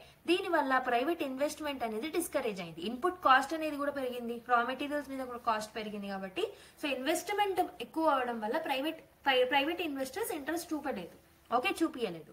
Next global and domestic headwinds కూడా మనం చూసాం. ఫర్ ఎగ్జాంపుల్ గ్లోబల్ ఫ్యాక్టర్స్ చూసుకుంటే there is a global slow down especially in trade, geopolitical tensions ఎక్కువ అవ్వడం వల్ల, మానిటరీ టైట్నింగ్ పాలసీస్ వల్ల in the advanced economies. So వీటి వల్ల ఏమైంది, ఈ global factors has resulted and impacted on India as well. Okay, domestic factors చూసుకుంటే rural demand తక్కువ అయింది, అగ్రికల్చర్ గ్రోత్ పూర్ గా ఉంది. Okay, there is a limited diversification to the manufacturing sector కూడా గ్రోత్ మనం చూడలేము, రిజిస్టర్ చేయలేదు. సో దాని వల్ల కూడా గ్లోబల్ అండ్ డొమెస్టిక్ ఫ్యాక్టర్స్ వల్ల కూడా మన గ్రోత్ రేట్ అనేది నెగ్లిజిబుల్ అయిందనమాట, తగ్గిపోయింది. Okay, so what are the structural issues that are there with respect to the slowdown. అసలు ఎందుకు స్లో డౌన్ అయింది, why growth has slow down? First one is weak investment. So despite incentives, for example corporate sector కి tax cuts ఇచ్చినప్పటికీ private investments అనేవి తగ్గిపోయాయి అనమాట. Okay, because of the poor demand అనేది లేదు పబ్లిక్ నుంచి, because of the regulations and all. Public investment కూడా limited అయిందనమాట. ఎస్పెషల్లీ క్రిటికల్ ఇన్ఫ్రాస్ట్రక్చర్ లో పబ్లిక్ ఇన్వెస్ట్మెంట్ అనేది తగ్గిపోయింది. సో బేసిక్ గా క్రిటికల్ ఇన్ఫ్రాస్ట్రక్చర్ లో ఇన్వెస్ట్ చేస్తే this critical infrastructure will act as economic multiplier. అంటే మనం పెట్టిన ఇన్వెస్ట్మెంట్ కి రిటర్న్ ఏదైతే ఉంటుందో అది మల్టిప్లై అవుతుంది అనమాట. బట్ క్రిటికల్ ఇన్ఫ్రాస్ట్రక్చర్ లో ఎక్కువగా ఇన్వెస్ట్ చేయకపోవడం వల్ల కూడా మనకి గ్రోత్ అనేది తగ్గిందనమాట. So there is a slowdown in the economy. Next, persistent rural urban disparities also. Rural wage growth ఏదైతే ఉంటుందో చాలా తగ్గిపోయింది. ఓకే, రూరల్ వేజెస్ అనేవి తగ్గిపోయాయి, including the limited employment opportunities. So employment కూడా తక్కువ ఉంది, రూరల్ వేజ్ అనేది కూడా చాలా తక్కువ మోతాదులో గ్రోత్ అవ్వడం వల్ల కూడా దీని వల్ల మనకి కన్జంప్షన్ డిస్పారిటీస్ చూసాం. సో వాళ్ళు స్పెండింగ్ కెపాసిటీ అనేది వాళ్ళ రూరల్ ఏరియాస్ లో వాళ్ళ స్పెండింగ్ కెపాసిటీ తగ్గడం వల్ల సో డిమాండ్ అనేది తగ్గిందనమాట. సో డిమాండ్ తగ్గడం వల్ల ఇన్వెస్ట్మెంట్స్ పెట్టలేదు, ప్రైవేట్ ఇన్వెస్టర్స్ అయినా పబ్లిక్ ఇన్వెస్ట్మెంట్ అయినా. ఓకే, అర్బన్ రికవరీ కూడా it was seen uneven. Okay, so ఈ అర్బన్ రికవరీ కూడా it was driven more by the speculative growth rather than the broad based industrial expansion. So urban కూడా uneven గానే grow అయింది. Urban areas లో కూడా మనం చూసిన గ్రోత్ ఏదైతే ఉంటుందో so this was not due to the industrial expansion, this was just speculative growth అనమాట. And we are seen rise in inequalities. Pandemic తర్వాత we are seen uneven wealth concentration అనమాట, mainly because of the sectors like real estate. Okay, this has widened the inequalities between the rich and poor. So trickle down effect అనేది తగ్గిపోయింది అనమాట. So that is the other reason. So there is a stagnation in the employment growth also. Mainly labor intensive sectors like agriculture, manufacturing sectors అనేవి ఎక్కువ growth అవ్వకపోవడం వల్ల and also అక్కడ unemployment ఎక్కువగా ఉండడం వల్ల గ్రోత్ అనేది చూడలేదన్నమాట. ఓకే, అండ్ ఇన్ఫార్మల్ ఎంప్లాయ్మెంట్ అనేది చాలా ఎక్కువగా ఉండింది. సో ఇన్ఫార్మల్ ఎకానమీస్ లో ఇన్ఫార్మల్ ఎంప్లాయ్మెంట్ సెక్టార్స్ లో ఎలా ఉంటుంది, వేజ్ గ్రోత్ అనేది ప్రాపర్ గా ఉండదు, ప్రొడక్టివిటీ కూడా ప్రాపర్ గా ఉండదు. So lot of people are involved in the informal employment కాబట్టి సో మనకి అక్కడ నుంచి మనకి పెద్దగా కాంట్రిబ్యూషన్ అనేది రాలేదు జీడిపికి. Next, data and measurement issues. So the reliance on the producer price index and the wholesale price index ఏదైతే ఉంటుందో so these deflators fails to accurately reflect the ground realities. So అక్కడ మనము రిఫార్మ్స్ తీసుకురాకపోవడం వల్ల డబ్ల్యూపీఐలో పీపీఐలో proper reforms and also the cut of dates ఏవైతే ఉన్నాయో వాటిని మనము రిఫార్మ్స్ చేయలేకపోవడం వల్ల కూడా గ్రౌండ్ రియాలిటీస్ కి ఆ ఫిగర్స్ రిఫ్లెక్ట్ చేసే వాటికి మ్యాచింగ్ అనేది లేదనమాట. So GDP data discrepancies highlight the need for the better methodology. So ఇది మనకి ఏం చెప్తుంది, మనకు బెటర్ మెథడాలజీస్ కావాలి. We have to make the reforms in the calculation processes also in order to know the ground realities what is there exactly. Okay, next, fiscal challenges. High fiscal deficit, government borrowing ఎక్కువగా ఉంది. In order to meet the subsidy payments, interest obligations ని meet అవ్వడానికి ఎక్కువ government borrow చేసుకోవాల్సి వచ్చింది అనమాట. Okay, and next, revenue mobilisation కూడా చాలా తక్కువ. జిఎస్టీ కలెక్షన్స్ పెరిగినప్పటికీ they not sufficient to increase the expenditure. Okay, direct tax రెవెన్యూలో పర్టికులర్లీ కార్పొరేట్ ప్రాఫిట్స్ ఏవైతే ఉన్నాయో they are very low. Okay, so దానివల్ల government was not able to invest in the critical infrastructure projects. So దీనివల్ల again physical space అనేది limited గా మారిపోయింది. Subsidy burdens. So because of the rise in fertilisers, food and energy subsidies, okay, political necessary, అవి political parties కి అది very much necessary in order to gain the votes. So in order to raise the fertilisers, food and energy subsidies, so ఈ funds ఏవైతే ఉంటాయో వాటిని productive areas లో invest చేయలేకపోయారనమాట. Okay, so and because of the poor targeting of subsidies, so targeted people కి reach అవ్వకుండా so middlemen కి and also because of the corruption so inefficiencies it has resulted in inefficiencies అనమాట. Okay, అయితే economic అనేది revival అవ్వడానికి what are the policy recommendations that we can give. So what we can do is we can boost investments. So basic గా public investment ని పెంచాలి in the critical areas like energy, infrastructure, digital connectivity, వీటిలో investments అనేది పెంచాలన్నమాట. Okay, next is private sector incentives. So private investment పెంచాలి అన్న we have to give some incentives to the private sector. Okay, we have to enhance the revenue mobilization. Progressive taxation policies తో ముందుకు రావాలి. We have to increase taxes on the wealth. Okay, basic గా మనకి high corporate profits ఏవైతే ఉంటాయో వాటి మీద ఎక్కువగా టాక్సెస్ విధించడం అనేది ఇంపార్టెంట్ అనమాట. And we have to rationalise the subsidies. Okay, we have to target. So ఎవరికి ప్రాపర్ గా నీడెడ్ అనేది మనం టార్గెట్ చేయాలి. ఏ సెక్టర్స్ లో మనం సబ్సిడీస్ ఇవ్వాలి అనేది కూడా మనం టార్గెట్ చేయాలి in order to reduce the inefficiencies. Okay, and we have to strengthen the domestic market also. Okay, domestic demand ni kuda manamu strengthen cheyali. For example, rural economy nunchi ekkuva demand anedi ledu kabatti prastutam we have to expand funding for the rural employment schemes like MG Narega and all. వీటికి ఎక్కువగా funding చేయడం వల్ల rural areas లో ఉన్న wages అనేవి improve అయ్యి they will also demand for more products. Consumer incentives ఇవ్వాలి, GST rates ని తగ్గించాలి. ఓకే, ఎసెన్షియల్ గూడ్స్ మీద. సో దాని వల్ల కూడా హౌస్ హోల్డ్ కన్సంప్షన్ అనేది పెరుగుతుంది అనమాట. Their demand will get increase. Definitely demand increase అయినప్పుడు మ్యానుఫ్యాక్చరింగ్ సెక్టర్ అనేది గ్రోత్ ఉంటుంది, ఇన్వెస్ట్మెంట్స్ అనేవి పెరుగుతాయి. Again we can revive the economy. And we have to address the structural bottlenecks also. Skilling and employment అనేది ఇవ్వాలి. So in order to cater the needs of the information technology, artificial intelligence and emerging technologies, employment opportunities కోసం proper skilling అనేది ఇవ్వడం కూడా important అనమాట. Infrastructure modernisation. ప్రస్తుతం ఉన్న infrastructure ఏదైతే ఉంటుందో this is leading to high logistic cost. So మనము ఈ ఇన్ఫ్రాస్ట్రక్చర్ ని మోడర్నైజ్ చేయడం వల్ల లాజిస్టిక్ కాస్ట్ ని తగ్గించవచ్చు అనమాట. ఓకే, ఇన్ఫ్లేషన్ ని కంట్రోల్ చేయొచ్చు. And we have to reform data collection and reporting. WPI, PPI based deflators మనం క్యాలిక్యులేట్ చేసినప్పుడు we have to improve the calculation methods. Outdated డేటాని కాకుండా ఓకే మోడిఫైడ్ డేటాని, సో ఎగ్జిస్టింగ్ డేటాని యూజ్ చేసుకొని గ్రౌండ్ రియాలిటీస్ కి మ్యాచ్ అయ్యేటట్టు డేటా అనేది క్యాలిక్యులేట్ చేయాలన్నమాట. ఎక్స్పోర్ట్ కాంపిటేటివ్నెస్ ని పెంచాలి. We have to diversify our exports. Mainly high value sectors లో ఐటీ, ఫార్మస్యూటికల్, రెన్యూబుల్ ఎనర్జీ యొక్క ఎక్స్పోర్ట్స్ ని పెంచాలన్నమాట. Okay, we have to negotiate favourable trade agreements to mitigate risk from the global trade slow downs also. Okay, proper గా countries తో trade agreements చేయడం వల్ల global లెవెల్లో ఏదైనా క్రైసిస్ వచ్చినా మనకి అంతే ఇంపాక్ట్ ఉండకుండా చూసుకునేలాగా అగ్రిమెంట్స్ అనేవి కంట్రీస్ తో సైన్ చేయాలి. Okay, so this is about this particular article. Now let's go to another one. So let us look at the next news. Is India open to the idea of dual citizenship అని చెప్పేసి ఒక article రాయడం జరిగింది. So basically ఈ particular article అనేది మనకి syllabus లో it is important for the prelims and mains point of view also. Prelims లో ఇండియన్ పాలిటీ, సిటిజన్షిప్ ప్రొవిజన్స్ లో లింక్ చేయొచ్చు. మెయిన్స్ లో అయితే Indian constitution, citizenship, role of diaspora అనే ఒక టాపిక్ కి మనము డయోస్పోరాలో కూడా లింక్ చేసుకోవచ్చు. అయితే context of the news, why it is there in the news అని అంటే, so the idea of dual citizenship for Indians abroad resurfaced after External Affairs Minister S. Jaishankar highlighted its impact, its relevance during a public discussion. So అయితే external affairs minister Jaishankar గారు ఏం చేశారంటే ఒక public discussion లో he has spoke about the relevance of having a dual citizenship.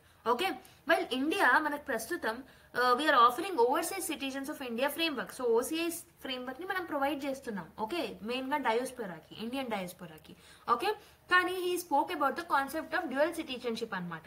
So ఈ particular concept ని మనం ఇంకా రిజాల్వ్ చేసుకోలేకపోయాము because of the constitution and political and security concerns అని చెప్పేసి సో జయశంకర్ సార్ మాట్లాడడం జరిగింది ఇన్ పబ్లిక్ గ్యాదరింగ్. ఇగో సో ఆ కాంటెక్స్ట్ లో మనకి ఈ పర్టికులర్ ఫ్రేమ్ వర్క్స్ గురించి ద బ్యాక్గ్రౌండ్ ఇన్ఫర్మేషన్ తెలుసుకోవడం important. So citizen framework in India ఎలా ఉంటుంది? So there are certain constitutional provisions. For example article 5 to article 11 ఏవైతే ఉన్నాయో so they define Indian citizens based on birth, descent, registration and naturalisation. So ఈ 4 grounds మీద వాళ్ళు constitutional frameworks ఏం చేశారు, they have defined who are Indian citizens. Okay, అయితే ఇండియాలో మనం డ్యూయల్ సిటిజన్స్ ని అలౌ చేయం. Okay, we want individuals to renounce their Indian citizenship if they are acquiring any other countries citizenship. ఒకవేళ వేరే కంట్రీ యొక్క సిటిజన్షిప్ వాళ్ళు పొందితే డెఫినెట్ గా ఇండియన్ సిటిజన్షిప్ ని వాళ్ళు కోల్పోతారనమాట. Okay, next singular allegiance principle. So ensures exclusive loyalty to India. So ఈ ప్రొవిజన్స్ ఏం చూపెడుతున్నాయి, it shows that citizen should have exclusive loyalty to India అనమాట. సో దానివల్ల మన సెక్యూరిటీ, మన సావర్నిటీ ఏదైతే ఉంటుందో దాన్ని మనం ప్రొటెక్ట్ చేసుకోవచ్చు. Okay, so what is overseas citizen of India then? So దీన్ని మనం 2005 లో ఇంక్లూడ్ చేయడం జరిగింది అనమాట. ఈ స్కీమ్స్ ఏం చేస్తుంది అని అంటే, so persons of Indian origin ఎవరైతే ఉంటారో వాళ్ళకి లైఫ్ టైం వీసా యాక్సెసిబిలిటీ అనేది ఇస్తారనమాట in order to visit and reside in India. Okay, వాళ్ళు ఇండియాని విజిట్ చేయొచ్చు and also they can reside in India also. ఈ OCI కార్డ్ హోల్డర్స్ ఎవరైతే ఉంటారో వాళ్ళకి కొంచెం ఎక్స్ట్రా సెవరల్ రైట్స్ ఉంటాయి than the non citizens. For example they will have the property ownership rights, financial investment rights. కానీ వాళ్ళకి political rights మాత్రం ఉండవు. వాళ్ళు ఓటింగ్ అనేది చేయలేరు. They cannot contest in the elections. Okay, and government employment. So వీటికి తప్పితే మిగతా వాటికి లైక్ ఓనర్షిప్ రైట్స్ లాంటివి, ఇన్వెస్ట్మెంట్స్ చేయడానికి వాళ్ళకి రైట్స్ అనేవి ఉంటాయి అనమాట. So if you look at the legal precedence with respect to this, okay, supreme court ఏం చేసిందంటే ఒక కేసు అనేది ఉండింది, DP Joshi versus state of మధ్య భారత్ అనే ఒక కేసు ఉంది. 1955 లో సుప్రీం కోర్ట్ ఈ పర్టికులర్ కేస్ ని రూల్ చేసింది. సో ఈ పర్టికులర్ కేసులో సుప్రీం కోర్ట్ ఏం చెప్పింది అని అంటే, it has upheld the principle of singular allegiance as a core constitutional value. Okay, ఒకటే కంట్రీ సిటిజన్షిప్ ఉండడం, సింగులర్ అలీజియన్స్ ఏదైతే ఉంటుందో అది కాన్స్టిట్యూషనల్ వాల్యూ, ఒక one of the important constitutional values అని చెప్పేసి ఈ సుప్రీం కోర్ట్ జడ్జ్మెంట్ చెప్పడం జరిగింది అనమాట. సో రీసెంట్ గా మనం 2019 లో we have amended the citizenship act. అయితే ఈ citizenship act also did not address about the dual citizen. So దీంట్లో కూడా మనం డ్యూయల్ సిటిజన్షిప్ గురించి ఎక్కడ మాట్లాడలేదన్నమాట. కానీ మనం ఏం చేసామనంటే we have expanded the benefits for the select minority groups. కొంతమందికి బెనిఫిట్స్ ని ఇంక్రీజ్ చేయడం జరిగిందనమాట. Okay, so in order to fast track the naturalisation processes, so what we have done is we have actually expanded the provisions with respect to some minorities. అయితే there are some arguments in favor of the dual citizenship. ఎందుకు dual citizenship అనేది important అనే దానికి కొన్ని points ని చూద్దాం. So ఇదేం చేస్తుంది, డయోస్పోరా తోటి, ఇండియన్ డయోస్పోరా వేరే కంట్రీస్ లో ఎవరైతే రిసైడ్ అవుతున్నారో వాళ్ళతోని మన టైస్ ని స్ట్రెంథన్ అప్ చేస్తుంది అనమాట. ఓకే, డ్యూయల్ సిటిజన్షిప్ ఏం చేస్తుంది, ఒక ఎమోషనల్ అండ్ కల్చరల్ కనెక్షన్స్ ని బిల్డ్ చేస్తుంది between India and its diaspora. So దానివల్ల నేషనల్ ఐడెంటిటీ అనేది స్ట్రెంథన్ అవుతుంది గ్లోబల్ స్పియర్స్ లో, గ్లోబల్ లో.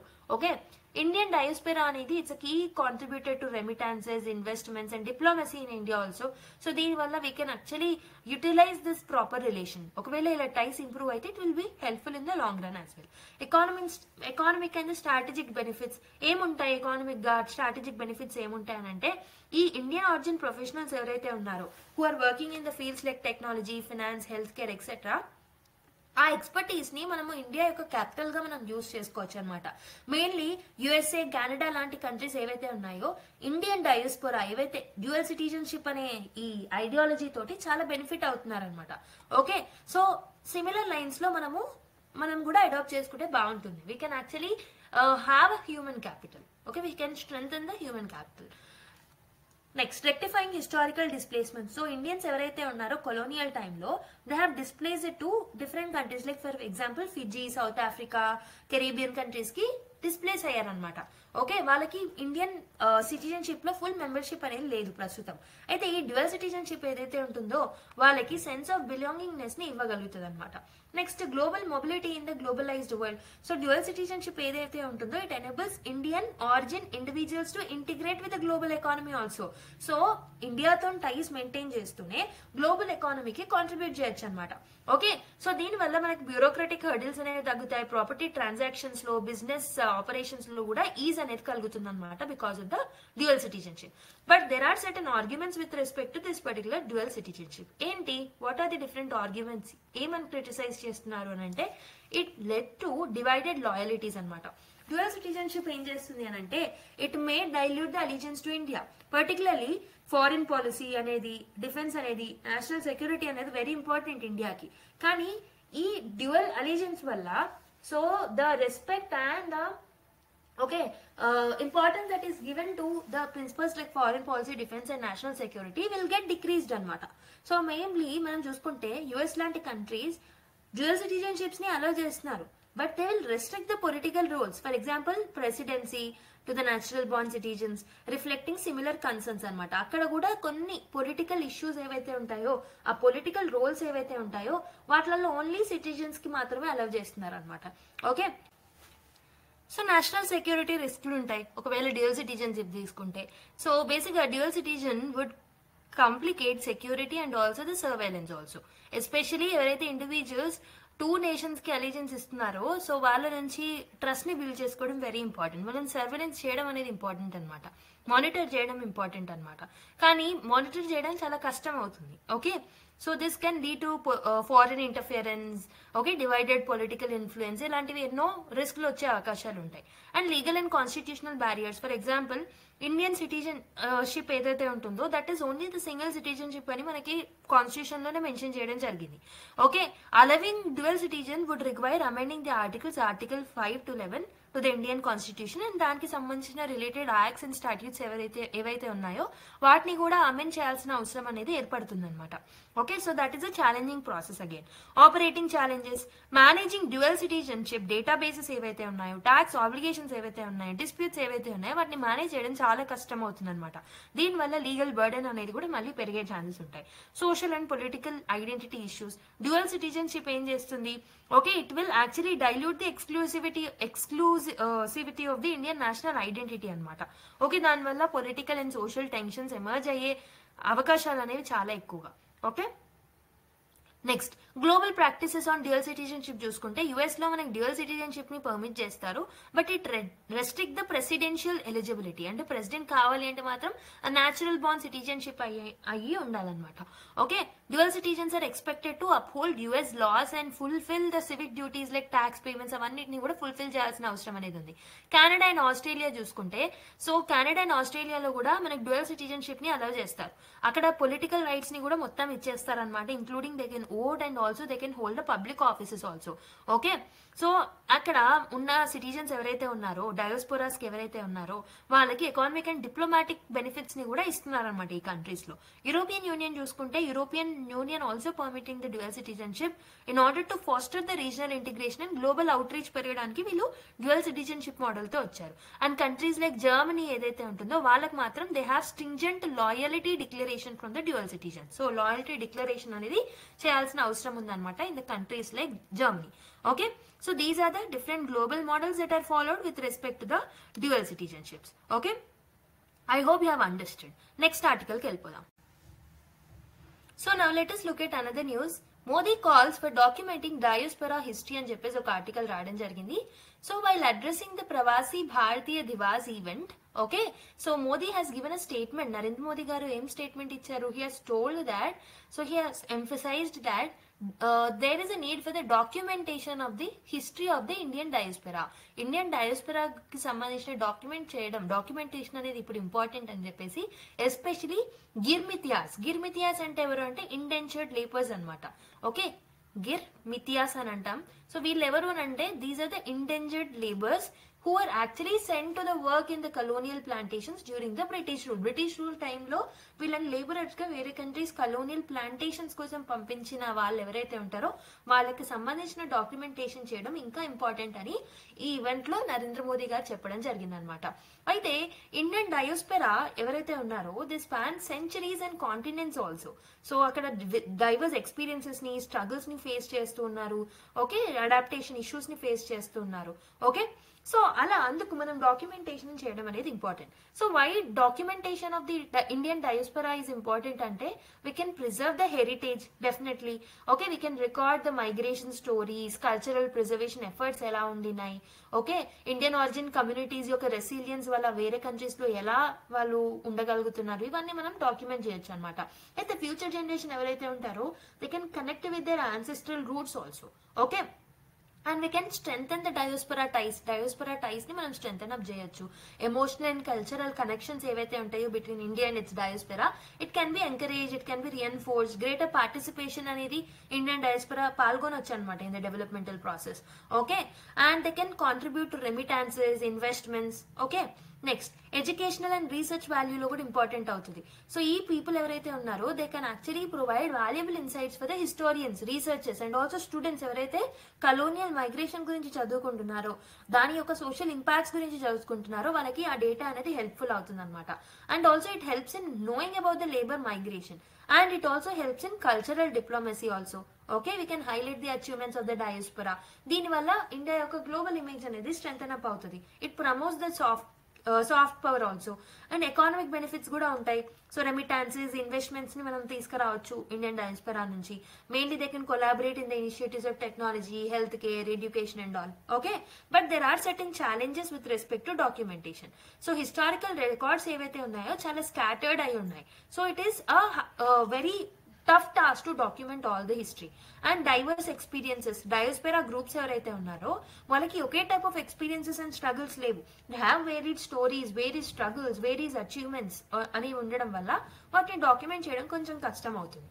And there are some funding issues also, resource and funding constants కూడా ఉన్నాయి in order to look after this particular thing.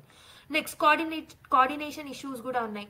Collaboration అనేది అవసరం అనమాట. ఇండియన్ ఆర్గనైజేషన్స్ తో ఫారెన్ డయోస్పెరా కమ్యూనిటీస్ కి ఒక కోఆర్డినేషన్ అనేది ఏర్పడాలి. Only then documentation will be possible. అయితే ఏం చేస్తే బాగుంటుంది in order to come up with the documentation? Dedicated institutions ని మనం సెటప్ చేయాలన్నమాట. For example we can create something called as national diaspora heritage centre. Okay, in order to look after these issues, in order to document the things. Digital platforms ni use chesukochu. We have to develop a online repository. అందులో multimedia content ని మనం డిపాజిటరీగా పెట్టొచ్చు. Okay, for example videos, maps, photographs, so that easy accessibility అనేది ఉంటుంది అనమాట. Global collaboration అనేది encourage అవ్వాలి. We have to sign agreements with the other countries.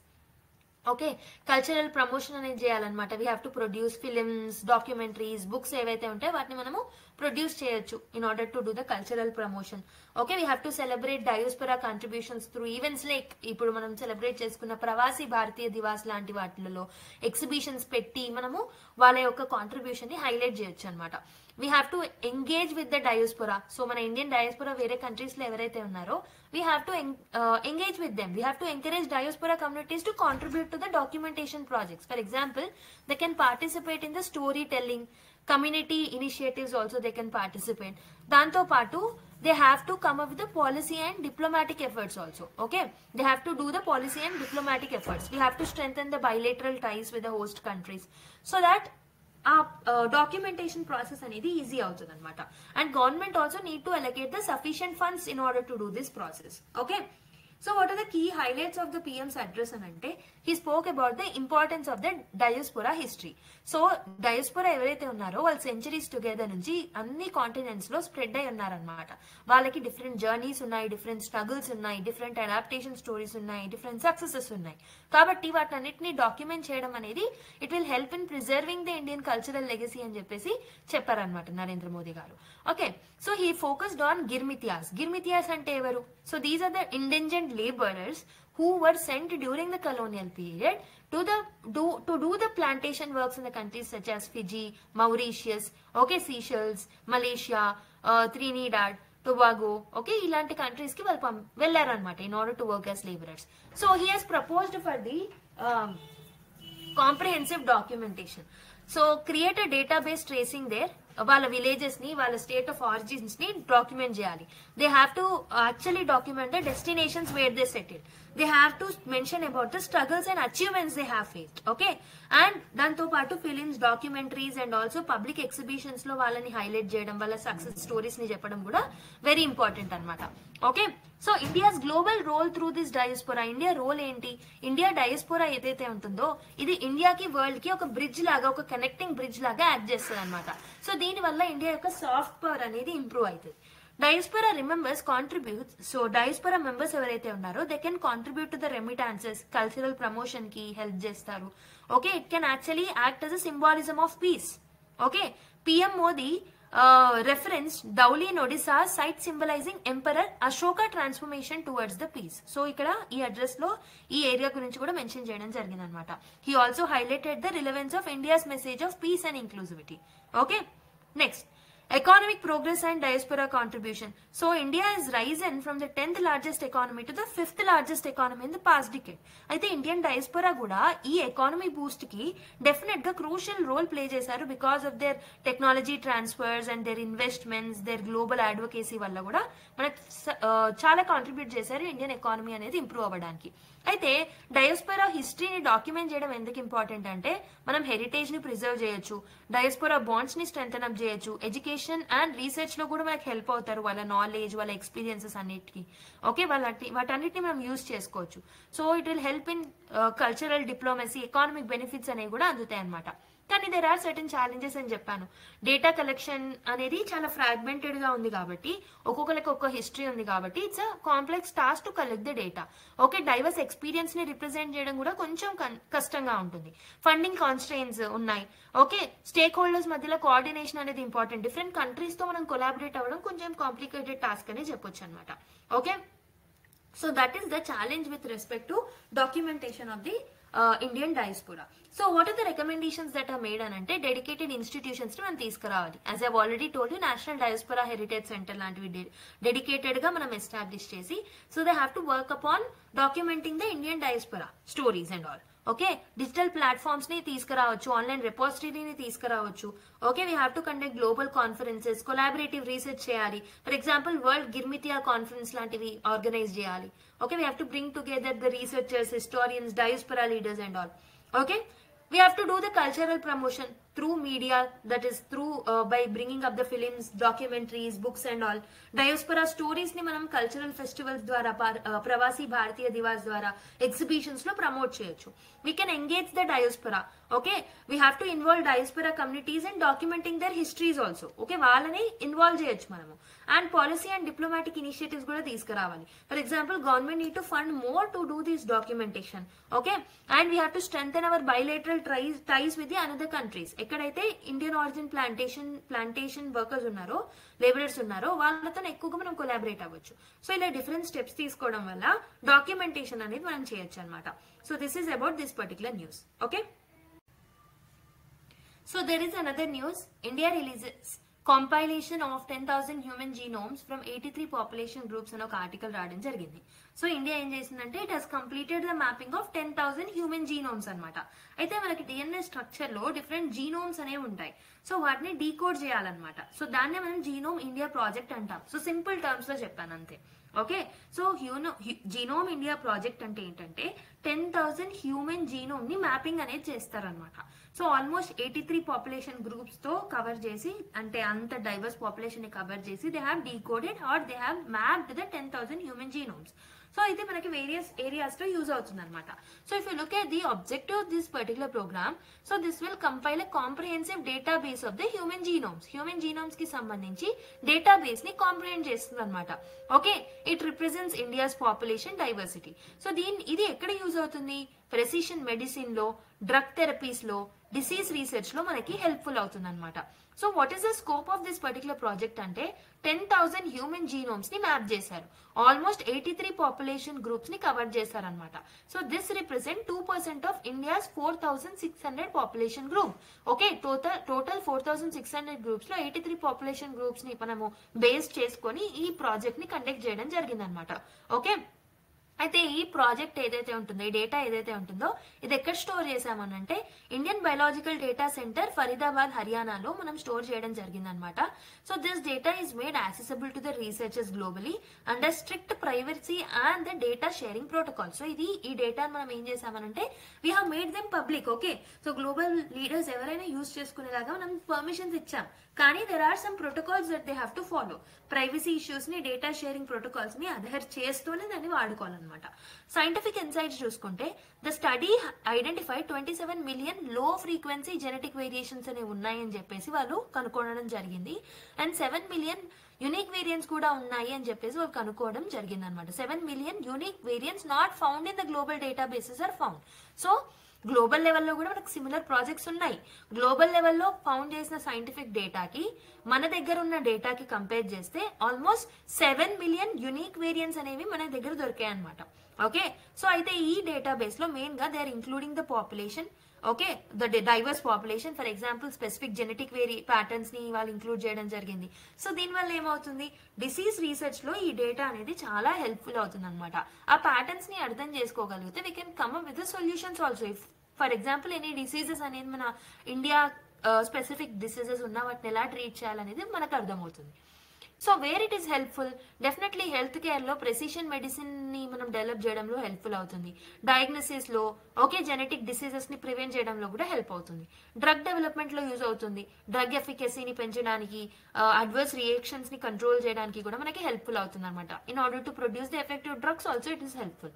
And public health లో పరంగా చూసుకుంటే it is helpful in public health policies, targeted public health policies, okay. And also scientific research లో కూడా మనకి helpful అవుతుంది అనమాట ఈ జీనోమ్ ప్రాజెక్ట్ అనేది. సో డిసీజ్ మెకానిజమ్స్ ఏవైతే ఉన్నాయో, జెనెటిక్ డైవర్సిటీ ఏదైతే ఉంటుందో వాటన్నిటికీ హెల్ప్ చేస్తుంది అనమాట ఈ database, okay. Privacy and ethical consideration చూసుకుంటే న్యూమరికల్ కోడింగ్, ఈ జీనోమ్ కోడింగ్ అనేది ఏదైతే ఉంటుందో it is numerically coded to protect individual and group identities, okay. So there is no classification based on caste or tribe. So ఒక caste కి సంబంధించిన data అని, tribe కి సంబంధించిన డేటా అని ఎలాంటి క్లాసిఫికేషన్ అయితే ఇందులో మనం చేయలేదన్నమాట, ఓకే. అండ్ ఆల్సో మనం ఏదైతే డేటా షేర్ చేస్తున్నామో to other countries, so they have to other to this strict rules and regulations and protocols so before using this particular data that is provided by us, okay.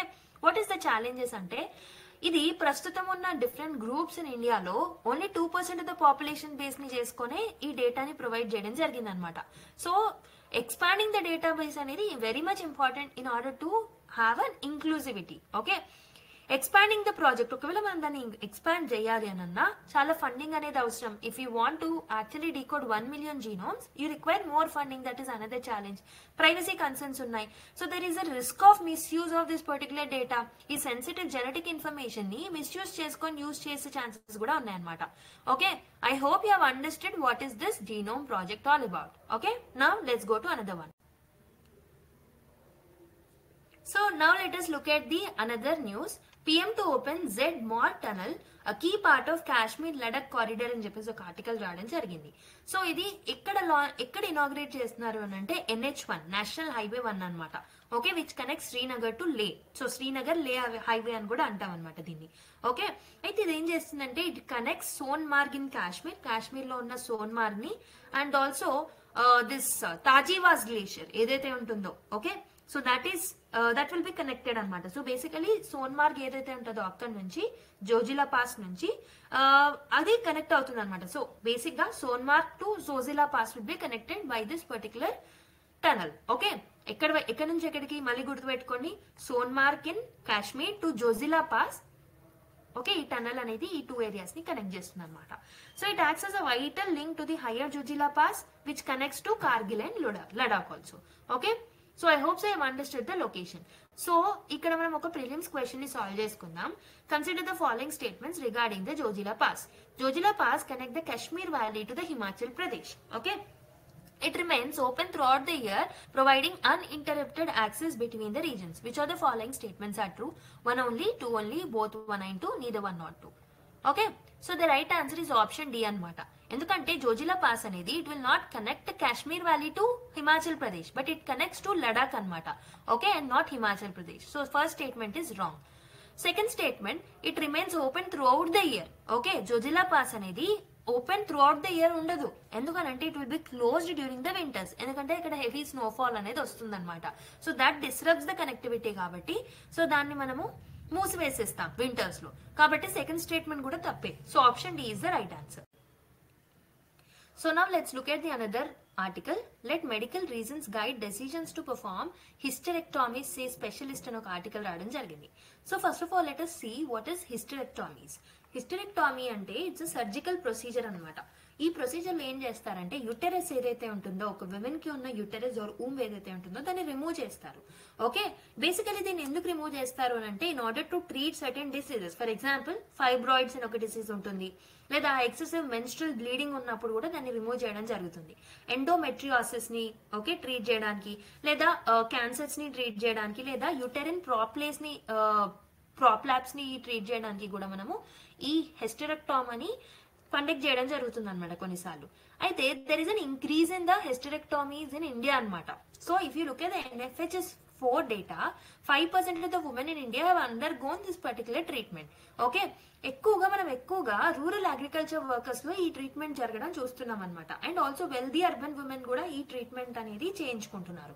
So reasons అనేవి varied reasons అనేవి ఉన్నాయి. For example medical necessities ఉన్నాయి. For example excessive bleeding, fibroids etcetera. So కొన్నిసార్లు it is leading to because of the socio economic factors like menstruation అనేది reduce అయినప్పుడు, reproductive loss జరిగినప్పుడు కూడా ఇలాంటి ట్రీట్మెంట్స్ ని, ఇలాంటి సర్జరీస్ ని వాళ్ళు చేసుకుంటున్నారు అనమాట. But there are certain public health concerns.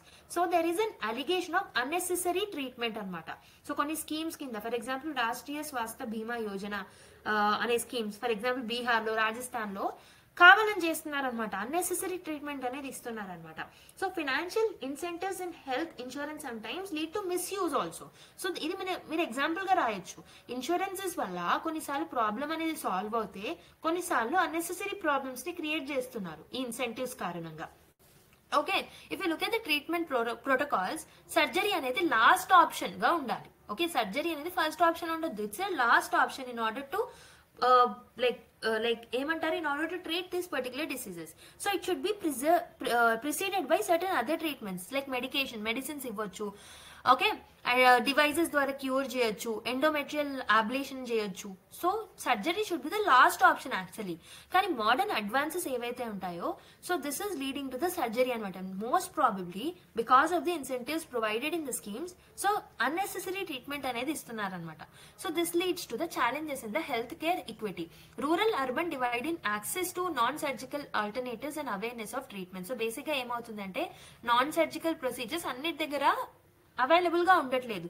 And there are lack of counselling and alternative care. So alternative care అనేది యాక్సెసిబుల్ గా లేకపోవడం అనేది కూడా వన్ ఆఫ్ ది ఇష్యూ అనమాట. అయితే సుప్రీంకోర్టు కొన్ని డైరెక్టివ్స్ ఇవ్వడం జరిగింది. So it has said that we have to emphasise upon monitoring the unnecessary surgeries. Unnecessary surgeries జరగకుండా we have to take care about that. Okay, guidelines అనేవి establish చేయడం జరిగింది in order to come up with standardised care. ఈక్విటీని ensure చేయడానికి కూడా okay guided care అనేది ఉండాలి అని చెప్పేసి సుప్రీంకోర్టు కూడా గైడ్ లైన్స్ ఇవ్వడం జరిగిందనమాట. Okay, I hope you have understood this particular thing. Okay, now let's go to another small article. So now let's look at another important article. India to sign mining pact with Mongolia soon అని చెప్పేసి ఒక government source ద్వారా మనకు తెలిసింది. India and Mongolia రెండు nations ఏం చేస్తున్నాయంటే they are working on finalizing a mining agreement అనమాట. సో దాట్ ఈ మైనింగ్ అగ్రిమెంట్ ద్వారా they can strengthen the bilateral cooperation in the mining sector. Okay, basic గా ఫోకస్ అనేది రేర్ ఎర్త్ మినరల్స్ మీద focus చేస్తున్నారు. సో ఎందుకంటే it is very crucial for the critical and also technological advancements and the clean energy transitions కి చాలా helpful. So India is expected to sign a preliminary agreement with Mongolia, okay, soon in the area of geology and exploration. A senior Indian government official with direct knowledge of the matter said. Landlocked Mongolia ఏదైతే ఉంటుందో ఇది చాలా rich అనమాట. ఎందుకంటే అక్కడ మనకి ఎక్కువగా copper అనేది దొరుకుతుంది అండ్ ఆల్సో కోకింగ్ కోల్ కి కూడా చాలా famous Mongolia. And India is mostly dependent on imports to meet rising demand for the red metal used in the power. So మనం ఎక్కువగా పవర్ లో, కన్స్ట్రక్షన్ సెక్టార్ లో, ఎలక్ట్రిక్ వెహికల్స్ లో ఈ మ్యాంగనీస్ ని ఎక్కువగా యూజ్ చేస్తున్నాం. లైక్ ఐఎమ్ సారీ, ఈ పర్టికులర్ కాపర్ ని ఎక్కువగా యూజ్ చేస్తున్నాం. And there is a rise in the red metal demand అనమాట. కాబట్టి we're signing a agreement with the we are finalising then agreement with the Mongolia అనమాట with respect to this. Okay, India's cabinet has approved the MOU and both the countries are expected to sign soon. So త్వరలోనే రెండు countries they are going to sign this particular agreement also. Okay, so ఈ context లో India and Mongolia relation గురించి background చూసుకుంటే, so they share historical and cultural roots అనమాట. Buddhism అనేది రెండు nations లో ప్రివలెంట్ అనమాట. Mongolia sees India is a spiritual neighbour. Okay, ఒక స్పిరిచువల్ నేబర్ గా కన్సిడర్ చేస్తుంది. And it's a important partner in Asia also. Okay, ఈ diplomatic ties between the both the countries established in the year 1955 అని చెప్పొచ్చు. So India often aided Mongolia development projects also. For example oil refinery ఏదైతే ఉంటుందో దాని development లో India aid చేసింది. And also it has given $1 billion line of credit also. So and also ఇక్కడ మనకి rare earth elements గురించి వచ్చింది కాబట్టి, రేర్ ఎర్త్ ఎలిమెంట్స్ ఏవైతే ఉంటాయో these are vital for the manufacturing of the critical sectors అనమాట. Mainly electronics లో, powers లో and also renewable energy equipment లో కూడా మనకి రేర్ ఎర్త్ ఎలిమెంట్స్ అనేవి చాలా ఇంపార్టెంట్ అవుతాయి. Even defence technologies development development లో కూడా హెల్ప్ఫుల్ అవుతాయి అనమాట. ఇందులో మనకి ఏమేమి ఉంటాయి, లిథియం, కోబాల్ట్ ఇలాంటి థింగ్స్ ఉంటాయి అనమాట. దాని ద్వారా మనం బ్యాటరీస్ ని, టర్బైన్స్ ని, సెమీ కండక్టర్స్ ని మనం ఎస్టాబ్లిష్ చేయొచ్చు. ఓకే, ప్రస్తుతం చూసుకుంటే చైనా ఏదైతే ఉంటుందో it is dominating the rare earth supply chain. Okay, so nations ఏం చేస్తున్నాయంటే they want to diversify the dependence. So China మీదే కాకుండా మిగతా కంట్రీస్ మీద కూడా డిపెండ్ అవ్వాలని చూస్తున్నాయి అనమాట. ఓకే, సో అయితే ఈ మైనింగ్ అగ్రిమెంట్ ద్వారా ఏం చేయొచ్చు మనం అంటే we can actually do the resource sharing, technology transfer చేసుకోవచ్చు. Okay, this will be very much beneficial to India, energy security పరంగా కానివ్వండి, in order to diversify from the dependency on China కానివ్వండి, manufacturing sector ని boost చేయాలన్నా, geopolitical strengthen చేయాలన్నా it is very important to sign this pact. Okay, now let's go to another one. So let's look at the last article of the day. Government blames double counting for overestimating gold, silver import bills అని ఒక article రావడం జరిగింది. So Indian government data ఏం reveal చేస్తుంది అంటే, so calculating in the calculation of import bills, so there are some errors అంట. Okay, mainly with respect to gold and silver import bills ఏవైతే ఉంటాయో వాటిని కౌంట్ చేయడంలో కొన్ని ఎర్రర్స్ అనేవి రికార్డ్ చేయడం జరిగింది అనమాట. సో దీనివల్ల we have overestimated our imports. Okay, దానివల్ల ట్రేడ్ డెఫిసిట్ ఫిగర్స్ మీద కూడా ఇంపాక్ట్ అనేది పడింది. సో మీరు చూసుకుంటే India is one of the largest consumers of the gold and silver. Gold అయినా సిల్వర్ అయినా ఎక్కువగా కన్స్యూమ్ చేసుకుంటాం, మనకు తెలిసిందే, because of our cultural demand. Okay, main గా జ్యువెలరీ అండ్ ఇండస్ట్రియల్ యూసేజెస్ కి ఎక్కువగా ఇంపోర్ట్ చేసుకుంటాం. ఓకే, సో దీని వల్ల ఏమవుతుంది, గోల్డ్ ఎక్కువగా ఇంపోర్ట్ చేయడం వల్ల, సిల్వర్ ఎక్కువ ఇంపోర్ట్ చేయడం వల్ల it is leading to trade deficit of the country అనమాట. ఓకే, సో అండ్ ఆల్సో ఇప్పుడు ప్రస్తుతం ఉన్న డబుల్ కౌంటింగ్ ఇష్యూ ఏదైతే ఉంటుందో it was discovered by some of the reports that is given by the government. Okay, దీనివల్ల ఇంకొంచెం ఈ trade deficit values లో కూడా, ఈ ఫిగర్స్ లో కూడా చేంజెస్ అనేవి చూడడం జరిగింది అనమాట. అయితే ఓవర్ ఎస్టిమేట్ చేయడం వల్ల ఏమేమి నష్టాలు ఉంటాయి, వాట్ ఈస్ ద ఇంపాక్ట్ అని అంటే, so overestimated import bills will actually distort key economic metrics. So mainly current account deficit figures అనేవి చేంజ్ అవుతాయి, పాలసీ డెసిషన్స్ అనేవి చేంజ్ అవుతాయి, right. So and also market perception కూడా change అవుతుంది. So issues వల్ల we can actually we cannot come up with the policies that are required for the ground reality. Okay, differ అవుతాయి అనమాట. So అందుకే మనకి ఈ డబుల్ కౌంటింగ్ ఇవన్నిటిని avoid చేయాలి అని చెప్పేసి government it is stressing upon that. So దీనికోసం గవర్నమెంట్ ఏం చేయొచ్చు, it can actually improve the data collection improve చేసుకోవచ్చు. ట్రాన్స్పరెన్సీ అండ్ అకౌంటబిలిటీ మెకానిజమ్స్ ని తీసుకురావాలి in counting the things. Okay, we have to monitor the import practices also. Okay, so దీని వల్ల మనం ఏం చేయొచ్చు అంటే we can actually like avoid the double counting. దీంతో పాటు we can strengthen up the digital systems, AI, blockchain టెక్నాలజీని use చేయొచ్చు. ఓకే, పీరియాడిక్ గా ఆడిట్స్ అనేవి చేయాలి. And also we have to enhance the institutional coordination also. For example RBI తోటి there should be an engagement and collaboration with directorate general of foreign trade. Okay, దానివల్ల మనము ఈ double counting ని avoid చేయొచ్చు అనమాట. Okay, so this is about this particular news. So we have completed all the articles, important ones for the UPSC point of view from today's newspaper.